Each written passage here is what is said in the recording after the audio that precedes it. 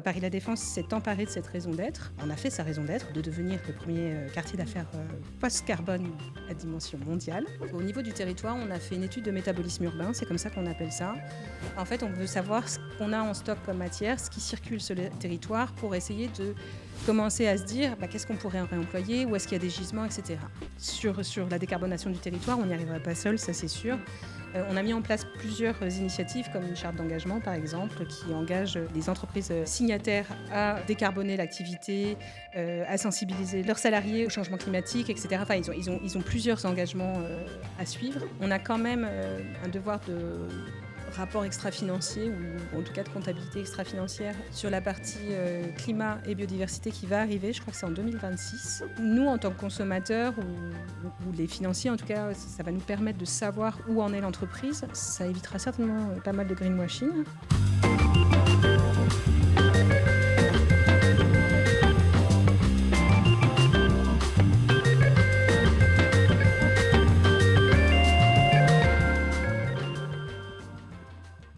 Bonjour et bienvenue sur le podcast de l'IF.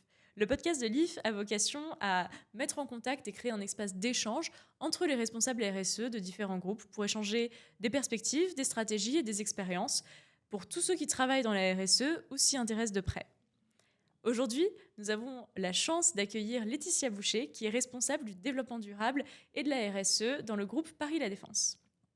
Pour la première fois depuis le lancement de ce podcast, nous n'allons pas affaire à une entreprise, mais à un territoire. Paris La Défense est un gestionnaire et aménageur du territoire du plus grand centre d'affaires européen. Laetitia coordonne des projets de réduction des émissions carbone et stratégie climat pour rendre ce territoire plus durable. Bonjour Laetitia. Bonjour, Laetitia aussi. Alors, tout d'abord, je voudrais vous poser des questions sur votre parcours. Qu'est-ce qui vous a conduit à vous engager aujourd'hui ? En fait, c'est une prise de conscience au fil de l'eau. Je pense qu'il y a eu beaucoup de l'éducation, des petits gestes transmis par mes parents, notamment, d'éteindre la lumière, couper l'eau, etc. Aussi la manière de manger toujours sain, aller au marché, essayer vraiment de prendre conscience du vivant, de comment on vit avec, etc. Donc, je crois qu'il y a eu vraiment toute cette partie-là. Et au fur et à mesure, dans ma vie personnelle, plus ça a été, plus j'avais conscience de l'empreinte qu'on pouvait avoir. Et j'ai continué à travailler sur la réduction de ma propre empreinte.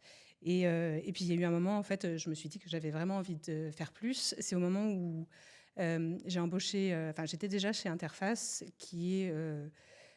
un exemple en fait en termes de développement durable, en tout cas en termes d'entreprise, et c'est la raison pour laquelle je les ai rejoints, c'est que j'avais envie de travailler pour quelqu'un qui faisait du bien à l'environnement. Et puis très rapidement, je me suis rendu compte que j'avais envie d'en faire plus, et en fait j'avais envie d'en faire mon métier. Et il se trouve qu'on avait un programme ambassadeur avec plusieurs niveaux d'expertise. Et le deuxième niveau était avec l'université de Cambridge, c'était un e-learning, un module d'e-learning. Et là, ça m'a vraiment ouvert le champ des possibles. J'ai vu la big picture, c'est le cas de le dire. Et je me suis rendu compte que la solution était très, très complexe.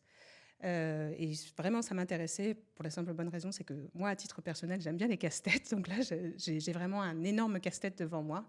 Et ce qui est impressionnant, en fait, c'est quand on bouge un caillou ici, ça peut faire un tsunami à l'autre bout. Donc c'est vraiment toujours une histoire de juste équilibre. Et c'était ça qui m'intéressait.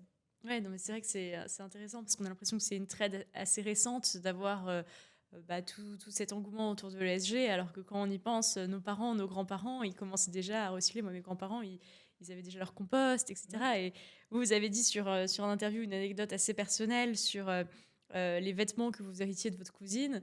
Et donc, sur le moment, ça vous frustrait que vous n'ayez pas vos vêtements neufs à vous-même, mais au final, ça a été une des premières étapes de cette conscience écologique. Oui, exactement. Oui, en fait, quand on y pense aujourd'hui, c'est juste du bon sens. À l'époque, je pense que c'était les habits coûtaient cher de toute manière, donc on s'était repassé entre frères et sœurs, mais aussi entre cousins, donc ça restait dans la famille. Et aujourd'hui, en fait, on parle beaucoup de la seconde main, du réemploi, etc., alors que c'était quelque chose qu'on faisait naturellement avant. Super. Et alors maintenant, Paris La Défense, oui. Énorme enjeu territorial, d'aménagement aussi. Vous avez des objectifs ambitieux, donc par exemple de diviser par 2 les émissions de CO2 du territoire. Concrètement, c'est quoi la défense post-carbone? C'est quoi comment ça influe la stratégie du quartier et qu'est-ce que vous mettez en place? Ouais. Je pense que pour bien comprendre, faut peut-être définir, ce qu'est le post-carbone, parce qu'en fait, c'est un concept qui est assez complexe. L'ADEME et le ministère de la Transition écologique l'ont défini. Ils ont mené une étude de 3 ans, pour savoir, comment définir ce qu'était une ville post-carbone. Le concept, a été importé des États-Unis, pour la petite histoire. Et du coup, ça a donné lieu à un rapport qui s'appelle « Repenser les villes dans un monde post-carbone ». Et en résumé, c'est comment permettre aux citoyens d'être beaucoup plus résilients face aux événements climatiques, avoir une plus grande équité sociale et en même temps être plus résistant face aux chocs économiques et énergétiques. On voit bien ce que ça donne en ce moment d'ailleurs. Et du coup, ça tourne autour de 4 axes. Donc, le facteur 4, divisé par 4 les émissions de gaz à effet de serre d'ici 2050.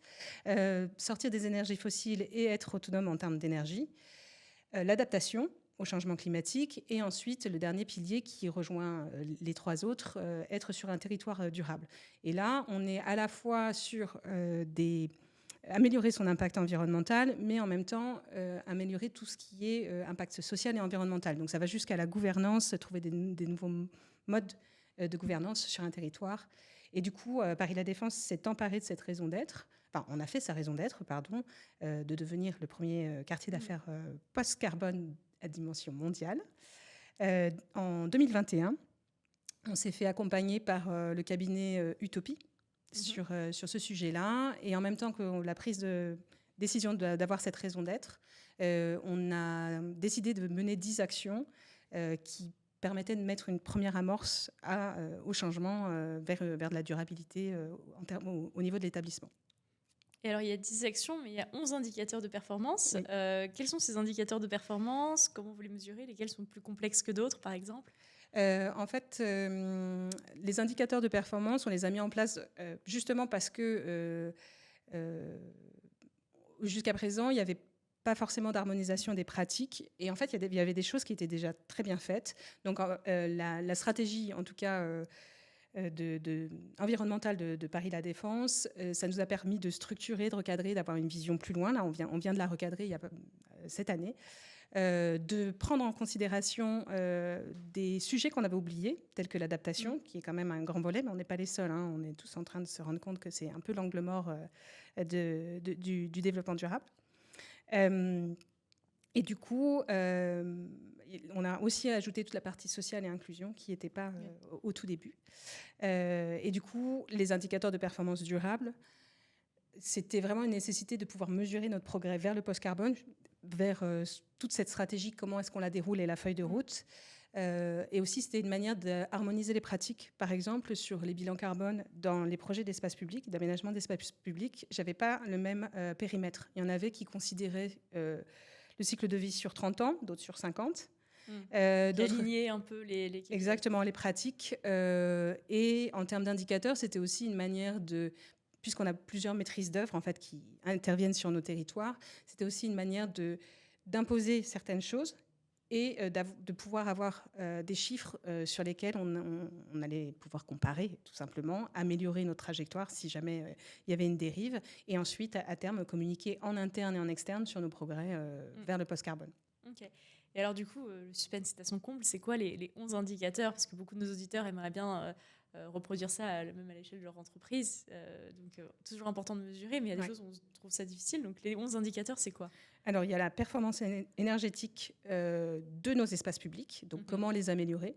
La performance en eau, alors on sait très bien que si on végétalise de plus en plus, on ne va pas réduire nos consommations, forcément, d'eau, mais par contre, comment mieux consommer, avoir des matériaux plus performants pour arroser, mettre des sondes hygrométriques, des choses comme ça. Ensuite, toute la partie carbone, c'est ce que je vous disais, donc imposer une méthodologie carbone pour le calcul du bilan carbone de chaque projet sur lesquels on va travailler, et en même temps le bilan carbone des produits qu'on va avoir sur ces projets-là, ce qui vont nous permettre d'orienter les choix. Toute la partie circularité, donc est-ce qu'on arrive à faire du réemploi? Comment est-ce que le projet en lui-même est circulaire? Est-ce qu'on ne va pas créer des irréversibilités? Par exemple, avec la dalle de la Défense, c'est une énorme irréversibilité. Aujourd'hui, on ne peut pas la détruire parce que ce serait encore pire, Donc, il faut faire avec l'existant, mais par contre, penser le futur et pas recommencer à générer ça. Donc, vraiment, est-ce qu'en fin de vie, pour un projet, est-ce qu'on va réussir à le réutiliser autrement ou le réemployer autrement? On a ajouté la dimension plastique, c'est quelque chose qui me tient énormément à cœur, voilà, qui n'a pas été très facile à définir parce que pour l'instant, il n'y a pas forcément de référentiel. Donc, on l'a créé nous-mêmes. Biodiversité, bien entendu. Toutes les notions de bien-être et santé, en fait, donc les co-bénéfices que vont générer la création de nos espaces publics. En termes de santé, en termes de ressenti, donc aussi bien visuel qu'acoustique. Et ça, c'est pour tous les gens qui sont à la Défense. Pour nos usagers, exactement. Après, il y a toute la partie sociale, donc la sécurité, les accès PMR. Donc tout ça, on voudrait mesurer aussi tout ce qui est inclusion, équité, et aussi voir si nos aménagements, ils vont permettre de générer du lien social. Et comment vous mesurez le lien social ? Ça va être... je ne sais pas encore, ça va être des choses qui vont être plus complexes à mesurer. Pour l'instant, on est vraiment dans cette construction. C'est ça, c'est qu'il y a les idées, mais il y a des choses qu'on s'imagine, mais c'est difficile de mesurer parfois certains de ces éléments. Je pense qu'on va le faire avec des micro-trottoirs, tout simplement, sondages. Et aussi, on peut savoir s'il y a des personnes qui vont stagner plus longtemps grâce au portable. Il y a une application qui permet de savoir le temps où les personnes restent. Alors, c'est bien sûr, c'est anonymisé, mais ça permet de savoir. Donc, savoir si le temps sur le place ou s'ils vont partir le plus vite possible. Exactement. Savoir si avant c'était un lieu de passage, si aujourd'hui on a réussi à faire en sorte qu'il reste. Faire vivre la Défense. Exactement. Ok. Il en reste encore un. Ouais. Alors qu'est-ce qui me manque ? La co-construction, qui fait partie du post-carbone, comme je vous disais. C'est vraiment des changements de gouvernance. Donc, comment est-ce qu'on co-construit avec l'ensemble des parties prenantes nos projets ? Donc ça passe de interroger les usagers, notre maîtrise d'œuvre, les personnes qui vont, les prestataires, etc. Donc c'est vraiment l'ensemble. Donc ça aussi, on va essayer de le mesurer. Et je pense qu'il en manque un autre, c'était l'adaptation. Idem, on va essayer de noter ça aussi. Parce qu'aujourd'hui, en fait, on se rend compte que notre maîtrise d'œuvre, mais comme l'ensemble des parties prenantes, moi je m'inclus dedans, on ne sait pas ce que va devenir demain. Souvent, on se base sur un climat qui n'existe déjà plus et on est en train de construire des choses pour dans 10, 15, 20 ans, enfin même les 50 années à venir, et elles sont déjà plus adaptées à ce qui va nous arriver. Donc, il y a aussi ça, comment on peut mesurer ça et faire en sorte que ce soit bien adapté et qu'on ait un territoire résilient et durable. Super. Alors, il y en a plusieurs sur lesquels j'ai envie de rebondir, mais d'abord, je voudrais commencer par la mesure carbone. Il y a une particularité quand même chez Paris La Défense, c'est que vous devez faire 2 bilans carbone. Le bilan carbone de l'établissement et le bilan carbone du territoire. C'est quoi les différences entre les deux et qu'est-ce que ça implique un peu d'avoir 2 fois plus de travail que les autres responsables ESG ? En fait, alors, le bilan carbone territorial, il va regarder ce qu'on émet sur les territoires dans son ensemble. Donc, on va regarder les transports, que ce soit transport des personnes, mais aussi des marchandises, donc le fret. On va regarder la partie alimentation, la partie construction, la partie dépenses énergétiques, donc de tous les bâtiments qui se trouvent sur le territoire, et la partie déchets. Je pense qu'il ne m'en manque pas. Donc, ça va vraiment être cet ensemble-là. En tout cas, en termes d'action, on a plus un rôle d'influenceur sur certains... C'est très service public. Oui, tout à fait. Et du coup, notamment par exemple, sur les consommations énergétiques dans les bâtiments, on n'est pas propriétaire. Donc, comment est-ce qu'on fait pour toucher les utilisateurs, etc. L'alimentation, c'est la même chose. Comment est-ce qu'on fait pour avoir une alimentation moins carbonée, moins carnée, etc. Comment est-ce qu'on influence les gens ? Est-ce que vous avez un impact, par exemple, sur le type de restaurants qui sont à la Défense ? Pour l'instant, non.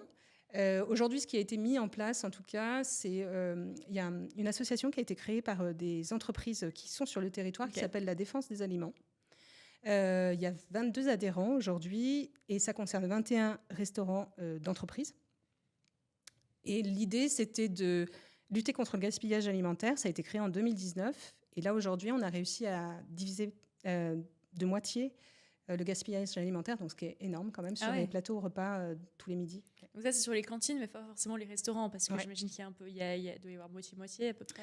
Oui, je me rends pas compte, mais oui, j'imagine. Parce que, et vous avez un impact sur ce que font les entreprises dans leur sein et en même temps les restaurants qui sont à la Défense? Euh, un impact dans quel sens? Si on peut influencer... Oui, c'est ça, d'influence. Alors, on essaye d'avoir une influence, effectivement. À partir du moment où on n'a pas de liens commerciaux ou de liens directs, c'est assez difficile, mais toujours est-il qu'on a effectivement une action de sensibilisation et de faire en sorte que les habitudes changent, en fait. Et alors, justement, il doit y avoir un scope 3 assez important. Qu'est-ce qui représente le scope 3 dans ces 2 bilans carbone et comment vous avez une influence et en tout cas, comment vous pouvez impacter un petit peu et réduire les émissions du scope 3 à ce niveau-là? Le scope 3 va être beaucoup plus facile à réduire sur nos actions à nous, donc le second bilan carbone qui est celui de l'établissement, pour le coup, comme une entreprise classique. On va calculer notre bilan carbone, nos activités, donc émissions directes et indirectes. Forcément, le scope 3 est très important. En l'occurrence, nous, c'est notre activité d'aménageur et de gestionnaire du quartier d'affaires. Et du coup, là, en tout cas sur la décarbonation, les indicateurs de performance vont en faire partie, ce dont on vient parler. Bien entendu, on va considérer l'achat de matières premières, comment est-ce qu'on va pouvoir les réduire, la circularité à nouveau avec l'importance du réemploi. En tout cas, les plus gros impacts sont ceux-là, et ensuite avoir une politique d'achat responsable. Donc là, on a des influences qui sont plus évidentes, même si on est soumis à la commande publique. Donc c'est une complexité en plus par rapport à une entreprise privée, c'est qu'on ne peut pas choisir et imposer des choses. On est obligé d'ouvrir à l'ensemble, le marché à l'ensemble des potentiels répondants. Et du coup, il faut qu'on mette des clauses de carbone. Oui, de carbone ou environnementale ou sociale qui vont nous permettre d'affiner et d'avoir des réponses plus orientées vers les choix. Okay. Et ça fait plusieurs fois que vous parlez de l'économie circulaire, qui est une partie intégrante de votre stratégie. Comment vous faites pour réduire l'impact de Paris La Défense au niveau de l'économie circulaire? Alors là, c'est pareil, c'est à 2 niveaux. On travaille à la fois sur le niveau territorial. Donc, au niveau du territoire, on a fait une étude de métabolisme urbain, c'est comme ça qu'on appelle ça. En fait, on veut savoir ce qu'on a en stock comme matière, ce qui circule sur le territoire, pour essayer de commencer à se dire qu'est-ce qu'on pourrait en réemployer, où est-ce qu'il y a des gisements, etc. Donc on a eu ce premier bilan, ce qui en est ressorti, c'est classique, béton, terre excavée, verre, et puis ensuite pas mal de matériaux de seconde œuvre, je ne vous cite pas forcément tout. Toujours est-il qu'on travaille à 2 niveaux, donc au niveau du territoire sur les matériaux de seconde œuvre, entre autres, mais pas que, en tout cas ce qui rentre dans les bâtiments, on a un partenariat avec le Booster du réemploi qui va permettre de faire émerger et massifier une demande et une offre pour pouvoir faire fonctionner l'économie circulaire sur le territoire. En même temps, on est en train de discuter avec Saint-Gobain, parce qu'on a énormément de verre à La Défense, et Saint-Gobain va, dans quelques années, avoir de moins en moins de ressources, de moins en moins de matières premières. Donc pour eux, c'est un enjeu vraiment crucial et de survie, quelque part, en tout cas dans les années à venir, parce qu'ils vont pouvoir récupérer cette matière première pour recycler intégralement le verre. Donc là, on est recycler chez vous? Non, ce ne sera pas recyclé chez nous, mais toujours est-il qu'on est en train de réfléchir à comment mettre en place une manière de récupérer le verre. L'idée, c'est de faire des chantiers mobiles au pied de la tour qui va être rénovée, par exemple. Le verre sera cassé directement, trié d'abord, puis cassé directement sur place, vraiment au pied de l'immeuble, et ensuite il sera acheminé dans les usines Saint-Gobain pour un recyclage. Et aujourd'hui, Saint-Gobain sont les seuls à savoir recycler à 100%. Le verre. À 100%, verre plat, je précise. Super. Et après, au niveau de l'établissement, pareil, on a les mêmes enjeux. Donc, pour diminuer l'empreinte carbone, on est en train de mettre en place sur nos aménagements d'espace public une manière de récupérer, en tout cas de réemployer au maximum le mobilier urbain ou les matériaux qui vont se trouver sur le projet sur lequel on est en train de travailler et de les réemployer sur site, parce que c'est ce qui est le moins impactant. Si on peut pas on n'a pas de solution pour le réemployer sur site, on va essayer de le réemployer ailleurs sur le territoire. Aujourd'hui, on travaille sous fichier Excel avec des petites photos, etc. Et en gros, je le fais tourner dans l'entreprise en disant qui veut quoi. Et s'il n'y a pas de preneur, ensuite, on va le mettre sur une plateforme de matériaux de seconde main pour le revendre. OK. Et alors, il y a une autre composante que vous avez mentionnée dans les indicateurs, c'est l'adaptation au risque climatique. Vous, c'est quoi les menaces qui pèsent sur Paris La Défense et comment on rend un territoire résilient ? Alors, les menaces, on a les mêmes que la plupart des territoires. On est entouré de la Seine, donc inondation et ruissellement, bien entendu, puisqu'on a des pluies qui sont de plus en plus abondantes sur un très court laps de temps. On est ultra minéralisé, forcément, vu la densité du territoire. Donc, on a ce risque-là. Forcément, les îlots de chaleur, comme toutes les collectivités aujourd'hui, malheureusement, en France. Les vents violents, qui sont, nous, amplifiés par le fait qu'on ait des grandes verticales et des grandes horizontales. Et du coup, le vent s'engouffre et ça peut générer des phénomènes aéroliques. Donc, amplifier les vents. Et après, des menaces qui sont moins prévisibles, comme la grêle, comme tout le monde, et les orages très violents. On sait que ça va arriver, mais là, on ne sait pas modéliser ça. Toujours est-il qu'aujourd'hui, on essaye d'anticiper.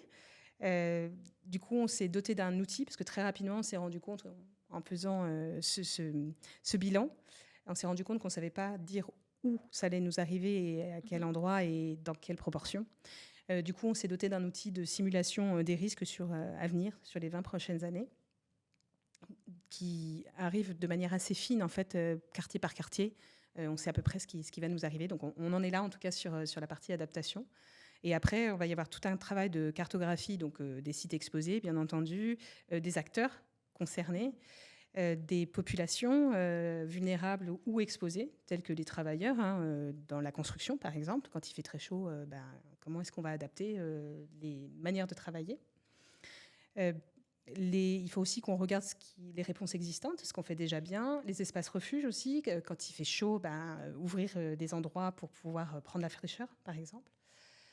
Et ensuite, il va y avoir forcément des aménagements et des investissements à faire pour adapter nos infrastructures pour qu'elles soient beaucoup plus résilientes ensuite en cas de phénomènes climatiques extrêmes.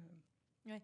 Mais c'est vrai que du coup, il y a un gros enjeu d'embarquer les gens, d'embarquer à la fois les entreprises et les personnes qui passent par la défense. Et là-dessus, vous avez dit, c'est l'action collective qui me stimule le plus dans mon travail, cette sensation de contribuer à un effort commun. Et il y a plusieurs initiatives que vous avez mis en place dans ce sens, comme les Green Teams ou le concours Cube. Est-ce que vous pouvez nous en dire un peu plus ? Comment on fédère tous ces gens qui sont sur un même territoire, toutes ces entreprises qui travaillent ensemble mais qui ont d'autres objectifs pour un avenir plus durable ? Effectivement, donc le collectif, on ne peut pas y arriver tout seul, on le sait très bien, et notamment sur la décarbonation du territoire, on n'y arriverait pas seul, ça c'est sûr. On a mis en place plusieurs initiatives, comme une charte d'engagement, par exemple, qui engage les entreprises signataires à décarboner l'activité, à sensibiliser leurs salariés au changement climatique, etc. Enfin, ils ont plusieurs engagements à suivre. Et pourquoi ils le signent ? C'est pas obligatoire. Quelle influence vous avez là-dessus pour les c'est vraiment eux qui ont envie de nous aider aussi à rendre ce territoire plus durable. Il y a quand même une démarche volontaire, les entreprises ne sont pas trop réticentes. Non, je pense qu'on est tous dans le même bateau et je pense qu'on en a tous conscience quand même. Donc il y a cette initiative-là, il y a le concours Cube, ce que vous disiez tout à l'heure. Donc c'est un concours des économies d'énergie. Là, c'est pareil, c'est un effet d'émulation. C'est un concours inter-entreprise où, en gros, il faut que vous trouviez tous les moyens pour réduire les consommations énergétiques dans vos bureaux. Et le meilleur gagne. En gros, on est sur le podium, on est très content. Oui, non, mais après, ça marche toujours un peu ces initiatives challengeantes. Comme voilà, nous, on a des concours qui arrivera à être végétarien le plus longtemps, des trucs comme ça. Donc c'est toujours un peu cette émulation autour d'un sujet qui peut faire avancer. Exactement, oui. Et d'autres choses sur le... On a mis aussi en place PLD Canby, en fait, Paris La Défense, Canby, qui se réfère au référentiel B Corp. Donc, les entreprises, pareil, peuvent adhérer à ce programme-là. Ils vont à la fois faire une évaluation de là où est-ce qu'ils en sont, et en même temps, à nouveau, ça va être une action collective où ils vont nous aider, trouver des solutions pour nous aider à décarboner ensemble sur le territoire à nouveau, ou en tout cas améliorer notre impact environnemental, parce qu'il n'y a pas que le carbone. Et ensuite, effectivement, sur l'engagement des parties prenantes en interne et même celles externes, par exemple la maîtrise d'œuvre, avec lesquels on travaille, ce qui était très intéressant, en tout cas quand on a mis en place les indicateurs et qu'on commence à les présenter. La réception est assez intéressante. Souvent, ils ont peur qu'on leur mette des objectifs et que ce soit inatteignable. Donc au départ, ils ont un peu une réflexion de marche arrière. Et puis finalement, on leur dit non, mais en fait, On a envie de se challenger, on a envie que vous soyez avec nous. Et du coup, ça devient un défi à nouveau. C'est ce que vous disiez tout à l'heure. Et on les embarque comme ça. Et ensuite, en interne, effectivement, j'ai 2 Green Teams. Ce sont des volontaires, des personnes volontaires qui travaillent pour une sur la biodiversité, pour l'autre raison d'être et donc, objectif de développement durable. Et donc ça, en interne, vous avez sur la base du volontariat, donc c'est des personnes qui ont un autre travail à côté. Oui. Et ça marche bien le volontariat chez Paris La Défense? Ouais, il y en a qui donnent de leur temps. On est à peu près une petite dizaine, en gros, sur les 2 Green Teams. Et du coup, l'idée, c'est donc sur la partie raison d'être et objectif de développement durable, c'était vraiment de faire un diagnostic des bonnes pratiques qui étaient déjà en place avant la mise en place du service développement durable et de la raison d'être, parce qu'il y avait déjà plein de choses qui étaient faites. Et l'idée, c'était de se servir des objectifs de développement durable qui, avec les cibles, nous ont beaucoup aidé à se remémorer ce qui était fait, ou ce qui avait été fait, ou ce qui va être mis en place. Donc ça, c'était assez intéressant et ça va devenir un livrable dont on va se servir pour faire un rapport de durabilité par la suite sur le territoire. Et la partie de biodiversité, en fait, on fait découvrir les parcs et jardins de Paris La Défense, parce que souvent on a l'impression que c'est ultra minéral, mais il y a pas mal de verdure en fait. Moi-même, j'en ai encore découvert il n'y a pas très longtemps. Et donc on organise, en tout cas en interne pour l'instant. Il y a des visites aussi parfois en externe, enfin pour les usagers externes, mais c'est plus dirigé vers des entreprises pour le moment. Enfin, on ne propose pas grand public, c'est plus quand les entreprises viennent nous demander. Et du coup, là, on s'est dit qu'on allait en faire 2 par an, des visites des parcs et jardins avec des thématiques. Voilà. Ok, super. Bel engagement à la fois interne et externe. Ouais. C'est quand même un enjeu principal dans toute démarche RSE, et c'est ce qu'on voit avec beaucoup d'invités du podcast, c'est comment engager les autres et les engager dans cette démarche. Ma dernière question, c'est peut-être sur la CSRD. Alors, vous y êtes peut-être pas soumis. J'aimerais bien savoir un petit peu quel est l'équivalent et avoir plus de détails sur comment ça se passe pour les institutions publiques. Donc voilà, la CSRD, ça fait peur à tout le monde. C'est cette nouvelle directive européenne qui va forcer les entreprises à être plus transparentes sur beaucoup de critères ESG qui leur sont matériels. Beaucoup en parlent comme d'un tsunami administratif qui est beaucoup trop complexe pour les PME. J'aimerais beaucoup avoir votre avis sur qu'est-ce que vous en pensez. Est-ce que pour vous c'est une mauvaise chose ou qui est trop bureaucratique, ou est-ce que c'est quelque chose au contraire qui est encourageant? Voilà, c'est beaucoup de questions en une. Je vais déjà commencer par, effectivement, nous en tant qu'établissement public, on n'est pas soumis à la CSRD. On a quand même un devoir de rapport extra-financier, ou en tout cas de comptabilité extra-financière sur la partie climat et biodiversité qui va arriver. Je crois que c'est en 2026. Je pense que c'est assez simplifié par rapport effectivement à la CSRD pour les entreprises. Et après, moi, je pense que c'est une bonne chose. C'est vrai que c'est très complexe. En même temps, je trouve ça intéressant. Bon, vous avez compris, j'aime bien la complexité, donc c'est peut-être pour ça. C'est vrai que c'est complexe. Effectivement, pour les PME, ça va être encore plus complexe parce qu'elles n'auront pas forcément les moyens humains, j'entends, pour pouvoir faire ce bilan. Après, j'imagine que là, pour l'instant, c'est les entreprises du CAC 40 qui étaient déjà soumises à la DPEF, en fait. Donc, ils faisaient déjà l'exercice. J'imagine qu'on va peut-être simplifier au fur et à mesure. Peut-être qu'on va se rendre compte de ça. Moi, je trouve que c'est important parce que ça donne justement un cadre et ça fait prendre conscience de certaines choses. Enfin, j'espère en tout cas. Mais ça va obliger, nous, en tant que consommateurs ou les financiers, en tout cas, ça va nous permettre de savoir où en est l'entreprise. Ça évitera certainement pas mal de greenwashing. En tout cas, on aura l'information, on saura où aller la chercher. Aujourd'hui, c'est très compliqué de savoir... ou alors, il faut vraiment connaître la marque, mais il faudrait qu'on fasse ça limite pour chaque chose, chaque achat qu'on peut faire en tant que personne ou en tant qu'entreprise. Et c'est assez complexe, en fait. Oui. Du coup, je pense que ça va aussi clarifier ça. Donc, pour moi, c'est une bonne chose. Après, effectivement, ça a l'air complexe. J'entends pas mal mes pairs le dire. Oui, mais c'est vrai que la complexité s'adapte à la taille de l'entreprise. Par exemple, les entreprises du CAC 40, il y a beaucoup plus de choses qui sont matérielles. On peut imaginer, enfin, sur les PME, il y a aussi des choses qui sont moins matérielles et donc forcément qui réduisent les obligations de reporting. Donc on essaie de s'adapter aussi. Merci beaucoup, Laetitia. Là-dessus, nous, ce qu'on a l'habitude de faire à la fin de ces podcasts, c'est de poser des questions plus personnelles et légères, mais toujours en lien avec votre engagement. Donc, questions courtes, réponses courtes. Est-ce qu'il y a un film ou un livre qui vous a inspiré récemment ? Récemment, plus un livre, effectivement. En fait, c'est l'actualisation du rapport de Rome qui s'appelle La Terre pour tous. Terre pour tous. Je me souviens plus. Enfin, j'ai le titre en anglais, du coup. On peut le dire en anglais. Earth for All. Voilà. Et du coup, qui explique les deux scénarios, si on continue comme ça, et si on fait un scénario pas de géant. Ce que j'aime bien, c'est que, en gros, ils disent que c'est pas trop tard, qu'on a pas mal de solutions encore à décliner, donc je trouve que c'est assez agréable de se dire qu'il y a encore ça. Donc, ouais, si j'ai un conseil, ce serait celui-là, en tout cas. Super. Et demain, en un mot. Espoir. Espoir, c'est beau. Alors, est-ce qu'il y a une musique qui vous fait, qui symbolise pour vous cet espoir? Oui, en fait, avec les 101 mots de la RSE, donc un livre qui vient tout juste de sortir et qui a été initié par le C3D sur la définition en 101 mots avec 101 co-auteurs. On a, en même temps que le lancement, on a lancé une chanson qui s'appelle Le Bon Sens.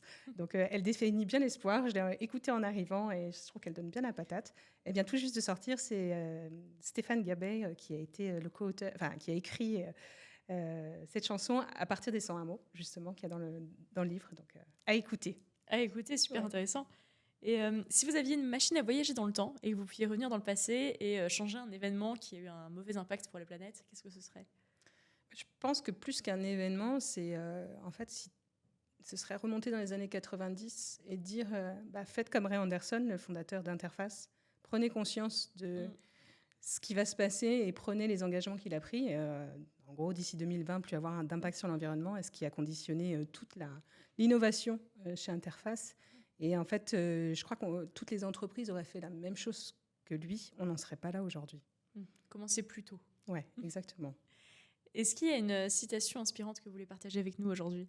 Justement, sur l'espoir, Greta Thunberg, quand elle avait fait son speech sur le blablabla, alors j'espère que je ne vais pas vous l'écorcher, mais elle dit l'espoir n'est pas passif, l'espoir, c'est pas du blablabla, l'espoir, c'est la vérité, et l'espoir, c'est l'action. Donc je pense que c'est exactement ça, en fait. Avec l'espoir, on a vraiment d'action. Et ce qui est très drôle, c'est qu'un de mes bouquins aussi que j'aime beaucoup et que je recommande et que j'offre volontiers, c'est le livre de l'espoir de Jane Goodall, qui est absolument magnifique. Voilà, et qui ne fait pas perdre espoir. Je pense qu'on en a vraiment besoin en tant que responsable développement durable. Donc en fait, tous ces influenceurs du climat, c'est quand même très sur l'espoir et sur c'est possible de faire quelque chose, il faut agir quand même. Oui, sinon, si on n'avait pas d'espoir, je crois qu'on ne pourrait pas faire ce métier. Très bon conseil pour ceux qui veulent travailler dans la RSE et qui se demandent s'ils sont faits pour ça. Il faut avoir beaucoup de positivité. Et c'est